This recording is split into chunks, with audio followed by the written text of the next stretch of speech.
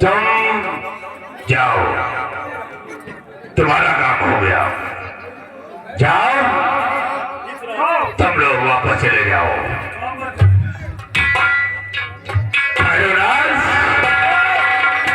तो क्या वो वही है?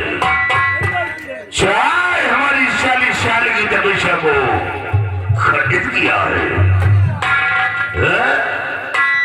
मैं इससे कुछ जानकारी जरूर करूंगा।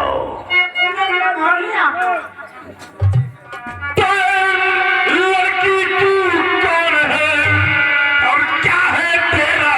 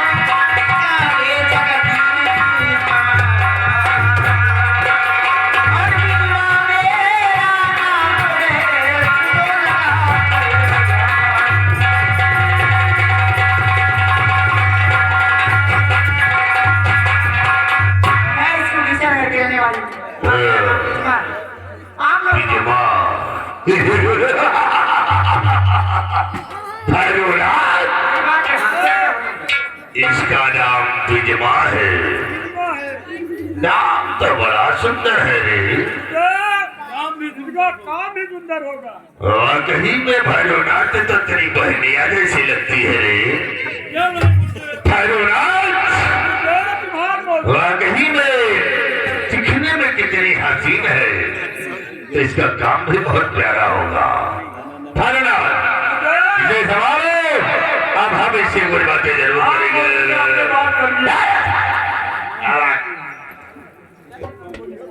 बिजमा, तुम वहां क्यों खड़ी हो?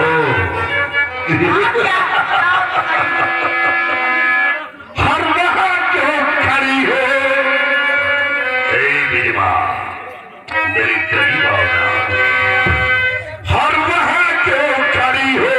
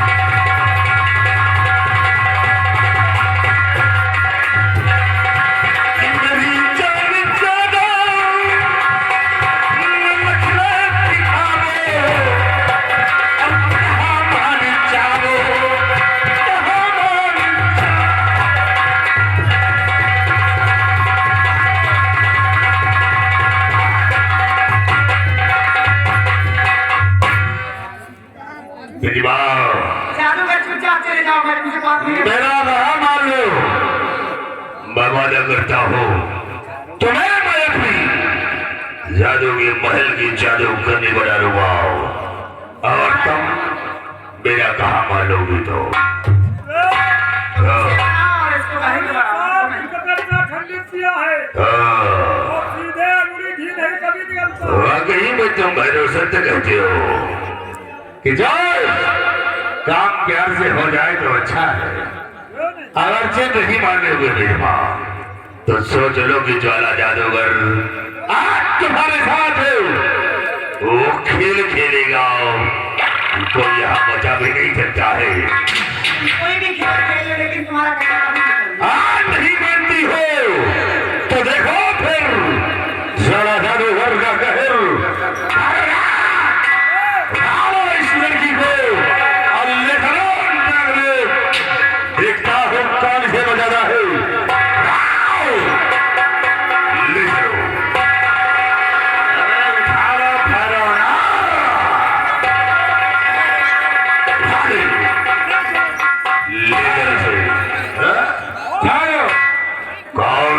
हम तुम्हारे गुरुदेव गुरुदेव तुम यहाँ क्यों आ गए?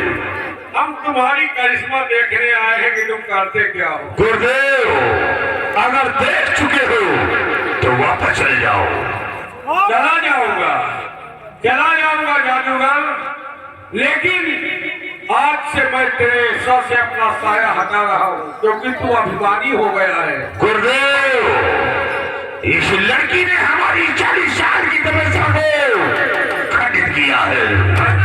नहीं जादूगर, इस लड़की ने नहीं बल्कि तेरे अभिमान ने तेरी तपस्या को खंडित किया है। गुरुदेव जब तक मैं अपनी उस 40 साल की तपस्या को पूर्ण नहीं करूंगा तब तक मैं चैन से नहीं बैठूंगा और वो दिन कभी सिद्ध नहीं होगा। गुरुदेव हमारे पास 40 साल तक वो चालू है। वो मेरी देन है। गुरुदेव हमारे पास इसी तेरी की खोपड़ी है। वो भी मेरी देन है। गुरुदेव क्रोध मत लगाओ, वापस चले जाओ। जादूगर जा रहा हूँ लेकिन आज से तेरे सर से अपना साया हटा रहा हूँ और मैं तुझे श्राप देता हूँ कि आज के बाद तू अपने किसी भी काम में कामयाब नहीं होगा। मेरा श्राप तेरा सत्यानाश।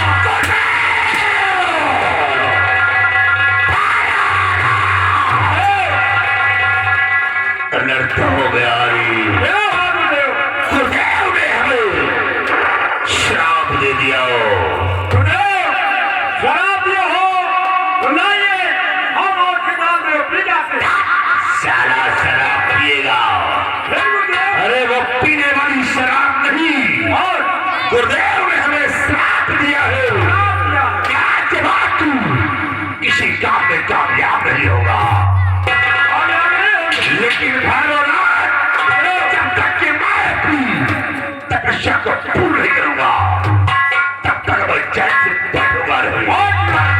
आज ये लड़की नहीं आ रही तो एक दिन ये खुद न खुद अपने पैरों से चलकर हमारी जादू के महल में आएगी। अभी निकाल और रोजा से बड़ा और खोपड़ी निकाल खोपड़ी।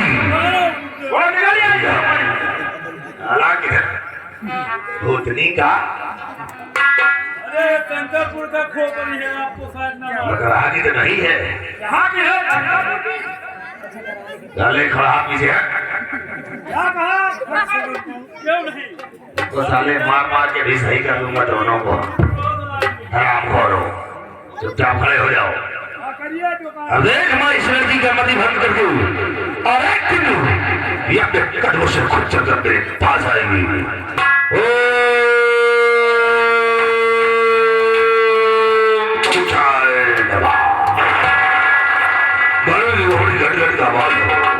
लड़की खोपड़ी मरने का बात हो पहले खोपड़ी निकल जाए। डालो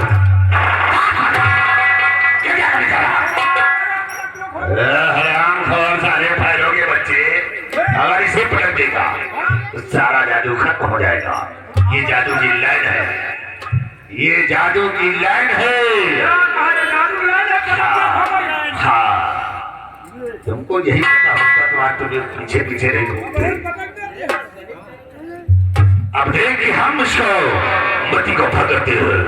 आम काली काली महाकाली ब्रह्मांडी मोती विष्णु की थाली छाली हो सरकारी हो मोहत उदारी हो चूल्हे में जाएंगे बदल बदलवारी हो ताई नार सकी ताई नार सकी ताई नार सकी ताई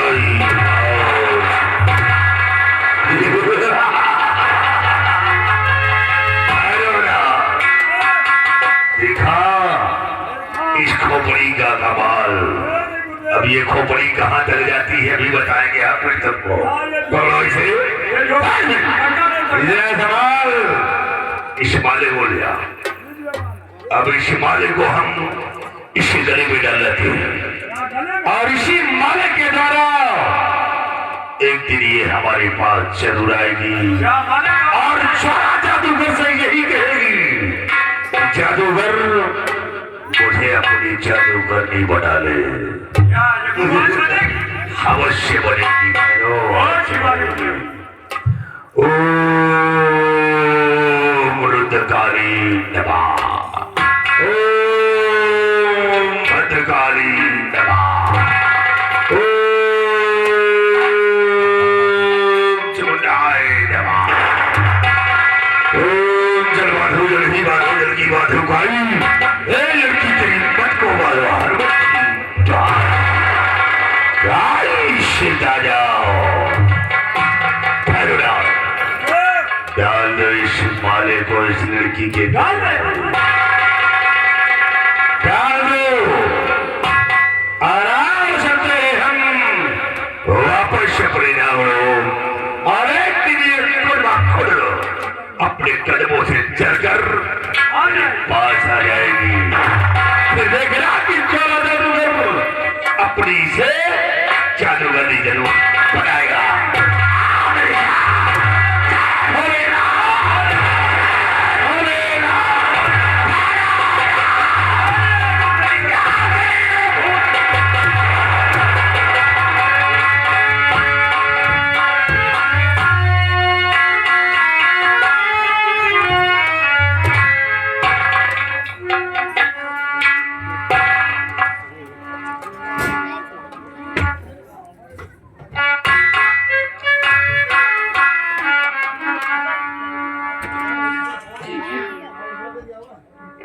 मेरे हाथ में माला ये कैसे आ गए?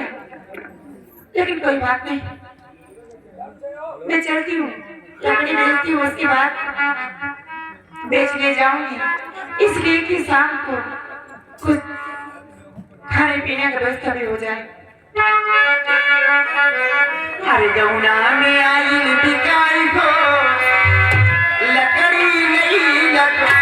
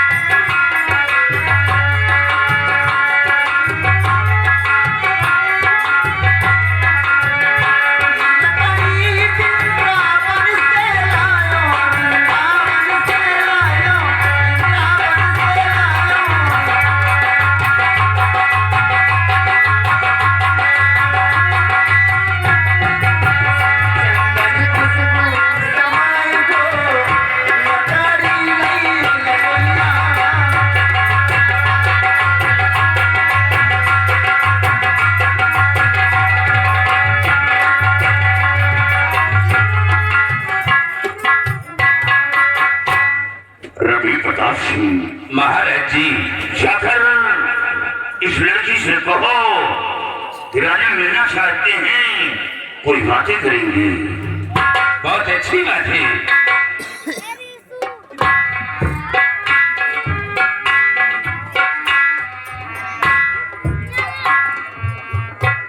लड़की हमारे महाराज जी तुमसे मिलना चाहते हैं और कुछ बातें भी करेंगे, तुम हमारे साथ चलो।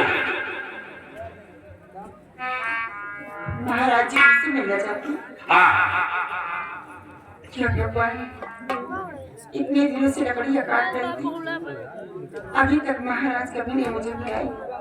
आज कौन सी ऐसी बात हो गई जो महाराज अपने पास मुझे बुलाए? घबराओ नहीं, हमारे महाराज जी तुमसे मिलना चाहते हैं। कहाँ है महाराज की जरूरत? हमारे महाराज जी इसी बियाबान जंगल में, तुम हमारे साथ चलो। आओ हमारे साथ।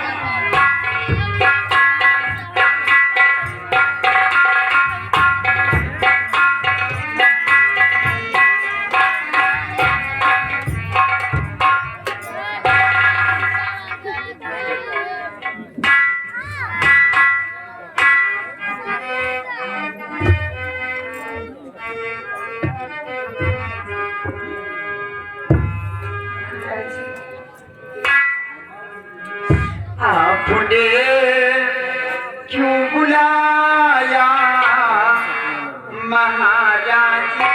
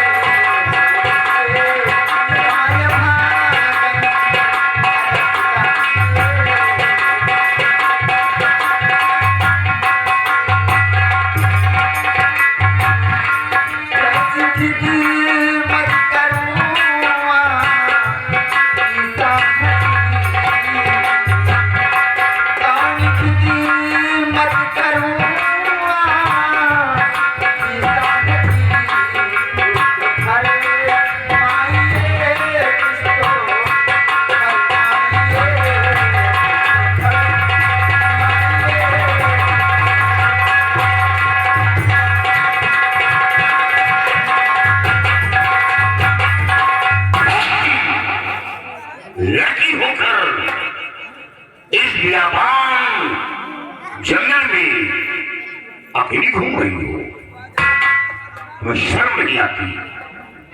तुम्हारे माता पिता इतनी बड़ी छूट दे रखी है, तुम अकेली, किसी का खौफ नहीं, डर नहीं, सब में कोई सहेली नहीं, तुम अच्छी नहीं, तुम्हें खौफ आना चाहिए। और तुमसे सिर्फ मुझे जानना चाहता,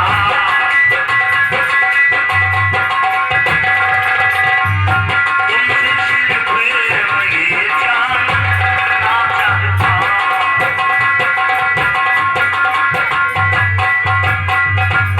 तुमसे सिर्फ मैं जानना चाहता, जिसकी बेटी होता और मता है कहाँ,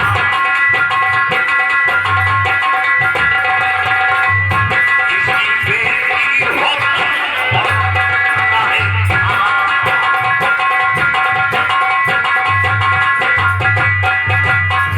इतनी चिल्ला, तुम लड़की होकर इतनी चिल्लत क्यों उठाती हो? इतनी चिल्लत उठाती हो तुम किसलिए? और आज दिलंतर हकीकत बयां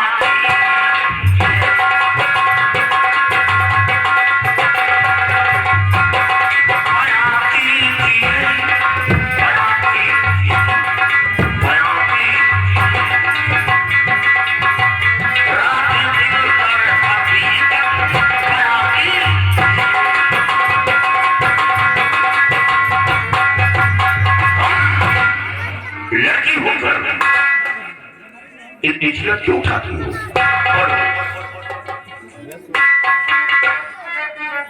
महाराज, नहीं कोई इस जग मिनप है हमारा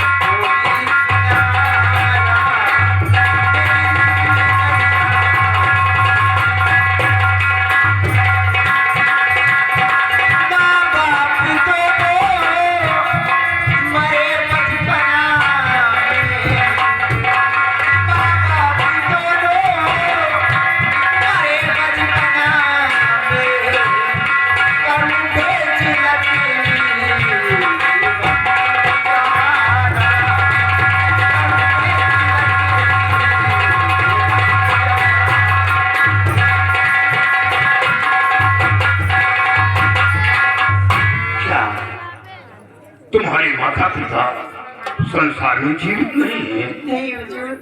अफसोस तुम अनाथ हो। हाँ हुजूर। रवि प्रताप सिंह व सिपाहियों, ये लड़की अनाथ है। इसके माता पिता संसार में जीना नहीं है, ये बेसहारा है। ऐसी लड़की से अपनी शादी रचाई तो ये हमारा ख्याल रखेगी, साथ साथ रत्ना रानी की भी ख्याल रखेगी, क्योंकि ये गरीब लड़की है। ये सुख में जाकर के सदा एहसान बनती रहेगी। महाराज जी, ये तो आपने बहुत अच्छा सोचा है, क्योंकि ये बेचारी अनाथ है, इसका सहारा देने वाला कोई नहीं है। हाँ, और मैं समझा तू सच में बड़ी है अभागा। मैं समझा तू सच में बड़ी है अभागा, बड़ी है अभागा, बड़ी है अभागा। मैं समझा तू सच में बड़ी है अभागा।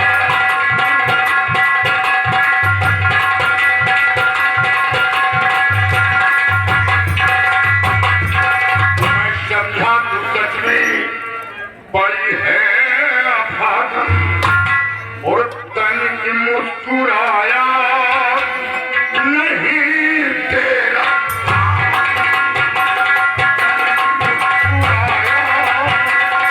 नहीं तेरा।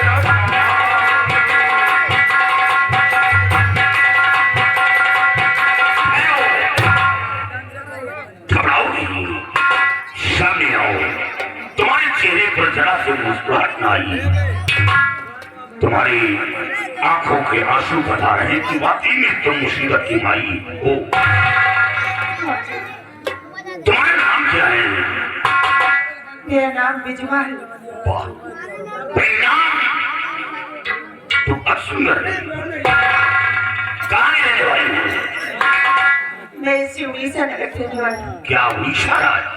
जी हुजूर। उड़ीसा राज तुम मेरा ही राज, तुम मेरे ही रियासत की रहने वाली, तुम हवेली क्यों नहीं आई हो? तुम्हें सहारा भी था। रवि प्रताप सिंह, तुम लोगों ने कभी ये नहीं बताया कि ऐसी अनाथ लड़कियां हमारे रियासत के अंदर मुसीबत का सामना कर रही हैं। महाराज जी, जब भी मैं रियासत की तरफ जाता था तो इनसे और मुझसे कभी मुलाकात भी नहीं हुई, क्योंकि हमेशा ये जंगल में लकड़ियां काटती थी। बेटा, तुमसे एक प्रश्न उठाऊंगा और उस प्रश्न का उत्तर तुम्हें शीघ्र ही देना होगा। बोलिए हुजूर, कैसा प्रश्न? अगर तेरी योग होगा तो मैं जरूर दूंगी। वो तुम्हारे तेरे योग है और तुम दे सकती हो। घबराओ नहीं, डरो नहीं। मैं तुमसे शादी रचाना चाहता हूँ। सोच समझ कर हमें जवाब दो। आप ये क्या कह रहे हैं? आप मेरे साथ शादी करने के लिए नहीं हुजूर, आप इस मुल्क के उत्तराधिकारी हैं और मैं कहाँ एक जंगल की लकड़हारन लकड़ी काट कर बेच कर अपना गुजारा करती हूँ, ये कभी मैं सोच भी नहीं सकती। बिना तुम गलत सोच रही हो। चाहे छोटा हो या बड़ा, मेरी नजर में वो बराबर है। और सिंह और गाय को एक घाट पर बिना पानी मिलाता हूँ, यकीन ना हो तो शक करके देख लेना। तुम ये मत सोचो कि मैं लकड़हारी हूँ और मैं यहाँ का शहंशाह हूँ। यह हमारे अंदर भेदभाव नहीं है। तुम मेरा कहना स्वीकार करो। ये संभव नहीं हो सकता। जो बच्चा में हार जाऊं मैं पूरा करूं, जो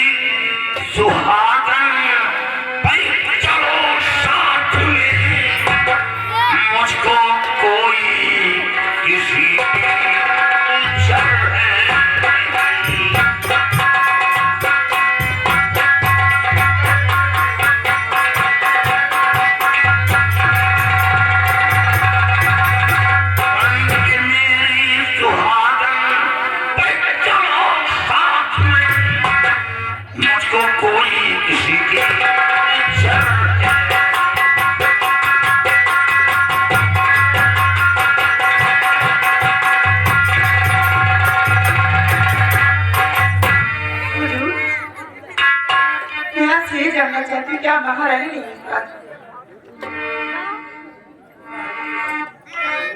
ऐसा हरगिज न हो पाएगा साहब जी, रत्न रानी न ऐसा करेगी सहन, बन के कोठे में रानी जैसे हर घड़ी मुझको जल्दी रखेगा।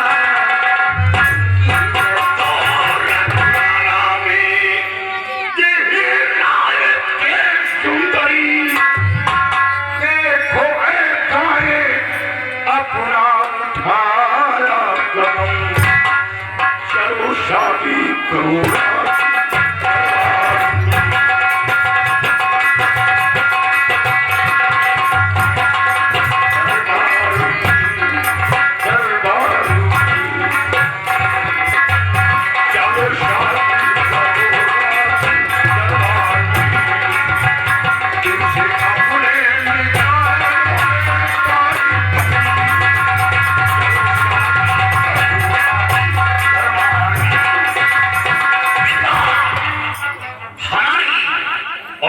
शादी राज दरबार में होगी, वो महारानी के हाथों द्वारा।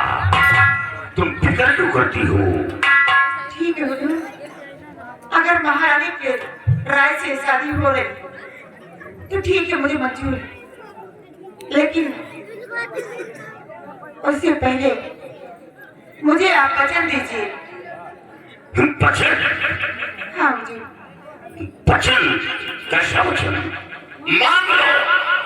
मांग लो, खोल कर दिल मांग।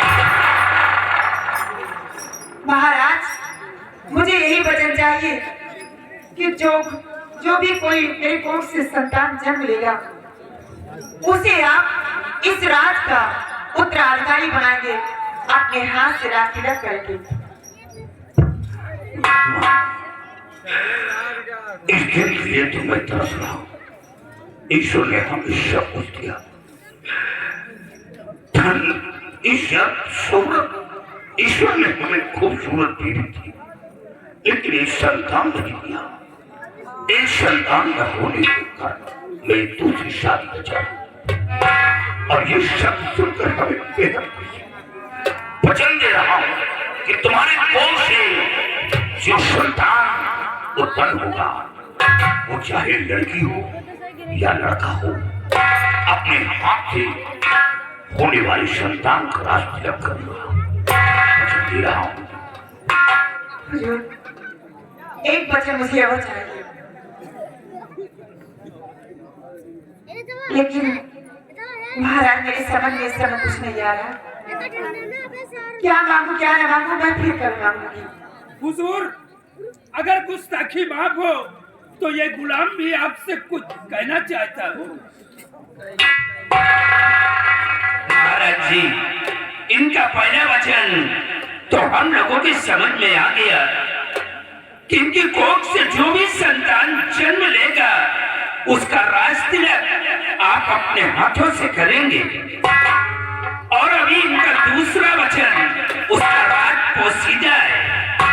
वचन देने से पहले आप आया करवा लीजिए, नहीं वक्त आने पर ये ना जाने क्या मांग बैठे और आप देने से असमर्थ।